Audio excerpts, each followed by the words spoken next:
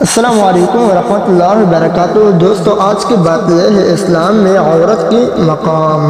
مسلم معاشرے میں مرد اور عورت کو شرم و حیا والی زندگی گزارنے کی تلقین کی گئی۔ بحیثیت انسان جیسے مرد اللہ تعالیٰ کے بندے ہیں، ویسے ہی عورت بھی اللہ تعالیٰ کے بندے ہیں۔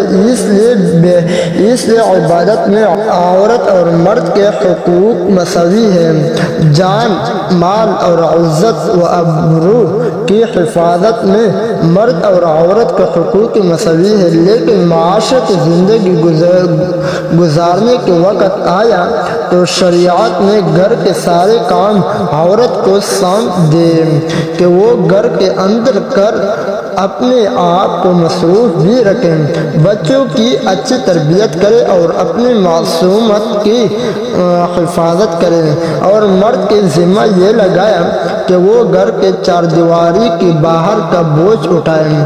اگر شریعت عورت کی کہتی کہ تم اپنی روزی خود کمائی کر کھاؤ تو اس سے پھر ناموس کی حفاظت کا مطالبہ بھی نہیں کر سکتی تھی۔ اس لیے پوری زندگی عورت کے لیے خود کمانا فرض نہیں۔ یہ اگر بیٹی ہے تو اس کا خرچہ باپ کے اوپر فرض ہے، بہن ہے تو اس کا خرچہ بھائی کے اوپر فرض ہے، اگر بیوی ہے تو اس کا خرچہ خاوند کے اوپر فرض ہے، اور اگر ماں ہے تو اس کا خرچہ اس کے بچوں کے اوپر فرض ہے۔ پوری زندگی عورت پر کبھی وہ وقت نہیں آتا کہ اس کے ذمہ ہو کہ وہ باہر نکل کر اپنی روزی کمائے، اور جب شریعت نے اس کو باہر کی دنیا سے بے نیاز کر دیا، اس کی ضرورت گھر بیٹھے بٹھائے پوری ہو رہی ہے، وہ اپنے محل میں ملک سے ملک کسی زندگی گزار سکتی ہے، تو اب شریعت نے کہا کہ تم اپنے عزت و ناموس کی حفاظت کرو۔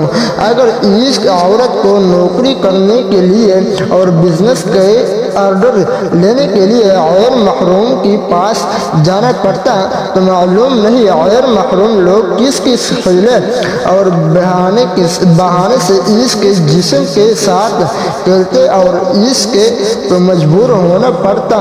نوکری حاصل کرنے کے لیے، بزنس حاصل کرنے کے لیے اپنے عزت کو بھی داؤ پر لگانا پڑتا، تو شریعت نے اس کی حفاظت اس طرح کی کہ مرد کو ذمہ دار بنایا اور عورت کے سر پر یہ بوجھ رکھا ہی نہیں کہ وہ خود کمائے۔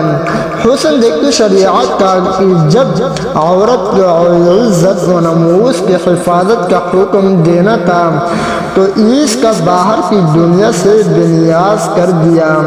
فرمایا کہ تم گھر میں رہو، تمہارے مرد پر فرض ہے کہ تمہارے گھر میں نان و نفقہ لا کر دیں۔ شکریہ جناب۔ السلام علیکم ورحمۃ اللہ وبرکاتہ۔